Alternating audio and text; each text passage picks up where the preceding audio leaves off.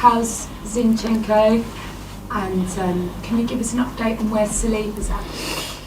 Yeah, no big news. The picture hasn't changed from last week. And regarding Willian, we are still to wait a little bit more. It's not progressing as quick as we hoped. It's a bit delicate.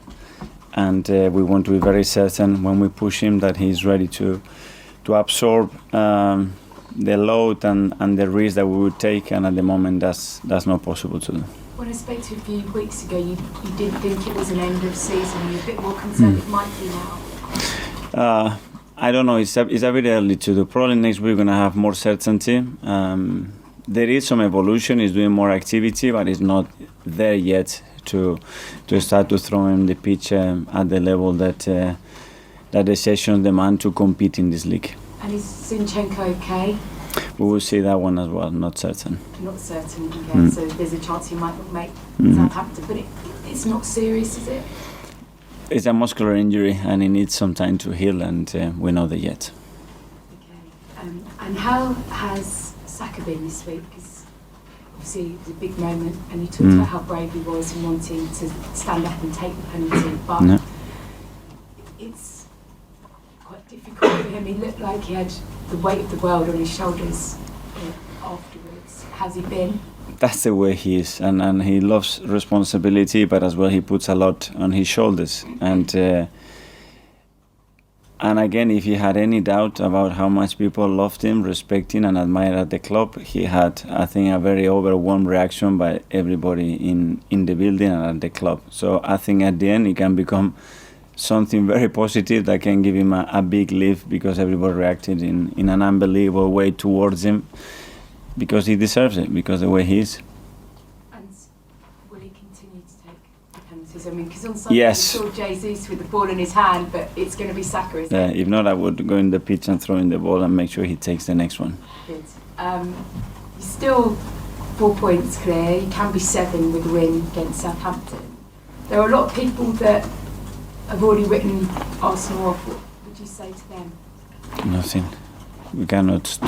I cannot communicate. They are not here probably. So what we can say is that our players have full belief in what we do. That do know that what is at stake is incredibly beautiful, and we want to fight for it. And the best way to do it every single day, what we continue to do, and tomorrow play really well. Play with our crowd every single ball, create an incredible atmosphere, and win that game. Just finally from me, Gary Neville made the point, I think, a wobble is one thing, but falling off the bike is kind of quite another, and wobbles happen in title races. How confident are you that mentally you've been able to reset this week and you can go again? Very confident, and twists and turns are part of anything that you do, especially in football, whatever the aim or the target it is, and it's not going to be always a linear progression, and you have to know that, and you have to be prepared for that. And the way the team reacted was incredibly positive, and we want to see that tomorrow night when we get into that field. Alex? Hi, Mikel. Hi. You described the reverse fixture at St Mary's, that 1-1 draw in October, as a lesson after the game. What did you learn from that game? Well, hopefully we are in a better place, but it's true that game had as well very, very critical moments in games that we could have closed the game, and we didn't. And the second half, that especially the first 25 minutes, it was pretty disappointing. But credit to the opposition as well. When you are not able to do what you want to do for long periods, it's because the opposition as well are doing something right. And Southampton, after analysing with a lot of detail, they have impressed me quite a lot. If I was the last game that they played, how they lost with the margin that they lost, the margin wasn't there. And I think what Ruben and the coaches are doing is really good. The rewards, maybe not, they haven't been there in terms of results in some games, but they are a really good team. Ainsley Maitland-Niles has said that Ruben Sayers has a similar mentality to you. How much did you know about him before he took over at Southampton? I know people has worked with him in Valencia when he was there, and they follow his career, and I know the type of coach and the way he thinks. So I think he's done. He deserves where he is. He's done really well with the team, and we'll meet tomorrow. Perhaps said last night that his players are exhausted. How are your players? Is there any exhaustion in the squad? My players today are really looking forward for tomorrow to get the game that we want and the result that we want, play in front of our crowd again. It's 7 games left. We have 4 games to play at the Emirates, which is for them a big thing, and looking forward to it. What kind of atmosphere are you expecting? Friday night, that it has to be electric. I want that crowd playing every single ball with our team and being no difference to what we have experienced, and a full capacity, energy-wise, and everybody very positive, pushing the team. Thank you. Good luck. Thank you. Alex, BBC. Hi, Mikel. Is tomorrow night a chance to show what lessons have been learned from the last 2 games? Every game is an opportunity to improve as a team, and every game gives you a gift, and that gift is what do you learn, what do you take, and how do you improve as a team. And we have another gift tomorrow, and we have to take it and do it nice and the way we want it. Is there some similarities with the West Ham game, another team at the bottom of the league that's scrapping to stay up? Does it add something to the match? It has, because the necessity of those teams it's one thing, but the quality of those teams is something that as well you have to understand. There is no team in this league that is easy to beat. They all have their strengths, and when you give them hope and belief and they play in their strengths, anything can beat you in the league, and you have to be very conscious of that. How would you take away their hope and belief? How you take? How would you take away their hope and belief if you said they're going to come into the game? How are you going to be able to take that away? With more determination, more passion. What we're playing for, it's something incredible, and the club hasn't fight for this position for a long time, and that is in our hands, and we want to do it. Ian, TalkSport. Hi Mikel, are you well? Very well. You said last week after the draw West Ham team were too nice. Now, I mean, you can coach things into players throughout the season, how to play football, but how do you coach maybe being a bit more nasty and a bit more... Well, they've always maybe got too comfortable at some stage in the game, which is different. They know. I don't have to coach them because they said it straight away. And they know it's in the system, it's in their gut. Tomorrow we have to show it. Something is to say it, now it's time to show it.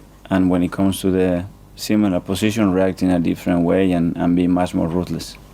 I know you're not looking beyond tomorrow, but nearly everybody else is saying next Wednesday is the title decider. So how difficult is it for you to make sure your players are 100% focused on the job in hand without looking too far ahead?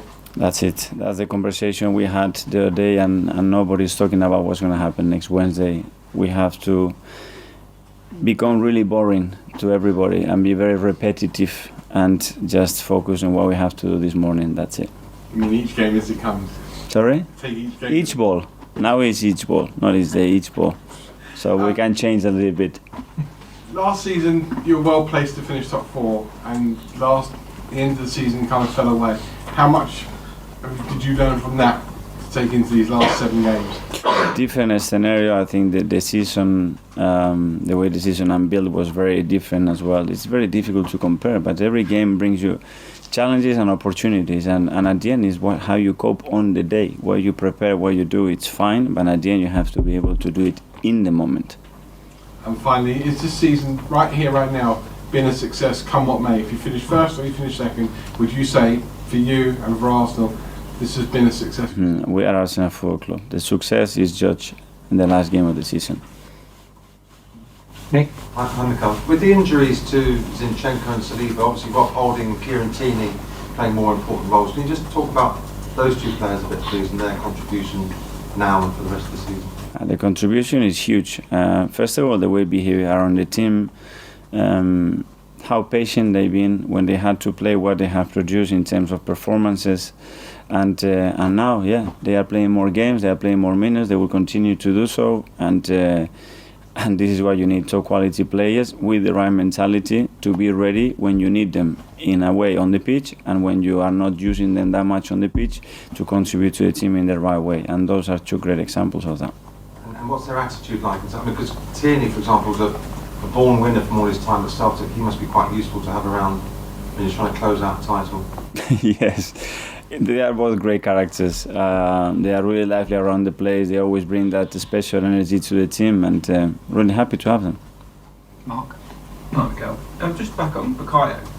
With what happened, I know we talked about it before, with what happened at the Euros and the missed penalty and everything that happened after that, did that almost make him untouchable almost when you then see him missing penalties at the weekend, that you can almost brush it off and he's not going to get him down and things like that? I don't know, experiences help obviously, and when he went through, in a way it was tough, and in a different way for somebody that is looking in a different chair, it was something beautiful and a great experience for him, you know, and I think that helped him, that helped not only him but the people around him as well to understand what the reaction has to be, the support and the protection that he needs, and he go again.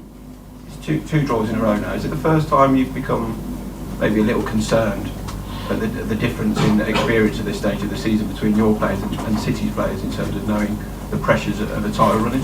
And I wouldn't like to compare the teams. We have to focus in what we have, the reasons why we have dropped those points. I think they were two different games, in my opinion, and the games would have changed like that. You score the penalties is a different game, so the margins are so small in this league, and they have to go your way to get the results that you want, or sometimes the result that you deserve. And just finally, Ainsley Maitland-Niles actually played when he was in your starting lineup when you won the FA Cup. Since then, I think he's had 3 loans that have been varying success. In your mind, when he comes back in the summer, will he be back in your group, or will he be moved on again? Well, he was a really important part, and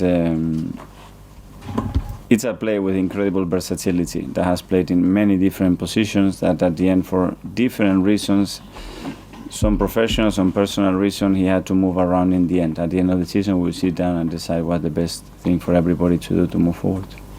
Charles? Okay, well, there's been a lot of sort of headlines and debate since the weekend, phrases like bottling it and cracking under the pressure. Do you think, given the achievements of what you've done so far this season, do you find that a little bit sort of disrespectful for the team? These are opinions at the end, and we have to respect that, you know, and when you set the standards and expectations really hard, after you have to maintain them, and to win every single game in the Premier League is extremely difficult, you know. It's not like you lost 5 games in the last 6 and you are in this situation. It's just you draw 2 matches and you play 2 very difficult fixtures away from home. But when you are there, everybody expects you to win, because the necessity to get the Premier League in this championship, you have to win almost every single game, and that's the demands, and you have to accept that. Just on Gabriel Jesus, I think that people were a bit surprised he came off against West Ham. Is he ready to play a full 90 minutes at the stage, or are you still easing him up for that? We will see, but we've been really careful as well, and obviously there have been some issues within that period when he was doing the final stages of the rehab, and we have to be really attentive. We have players as well that can change the game, that are fully fit, that probably deserve to play as well, and we have to be mindful of that. James? Mikel, Thierry Henry has been speaking this week in his punditry role, and he said that Arsenal as a team have been too emotional in the title race in recent weeks, and you don't win leagues by being emotional. Do you think that's a fair criticism? I don't know, it's just an opinion. I mean, you sort of said you want the team to be more ruthless, to kill games off. Is part of that taking the emotion out of the occasion, if you like? Well, you have to be. When you have big situation to score a goal, you have to put it in the net, because the margins are so small, and you have to defend much better than we did, especially the second goal and how the first one was produced. But these are as well individual situations that can happen in football. This is the first Premier League weekend, I think, in 6 where you play first against City. Is that an advantage this time? I don't know, in the last 6 weeks a lot of things had happened, and we play when the fixtures come, and we don't know what the other ones are playing, and we just have to focus on doing what we have to do and win our games. Do you have any issue with the scheduling? Because it's been week after week you've been playing second, and it looks from the outside as though that is a tougher thing to have to do. There is something there, but obviously our game is being moved as well. The Chelsea game is being moved. It's true that there is an FA Cup weekend right now, and things will turn around. So it's what it is. We cannot control a lot of the things, because it's down to the TV, sometimes the police as well, to understand what we can do. Were you, frustrated that, in particular, that Chelsea game got moved? No, it's not frustration. You have to understand certain situations. We are not the only team as well, and you have to be fair on that.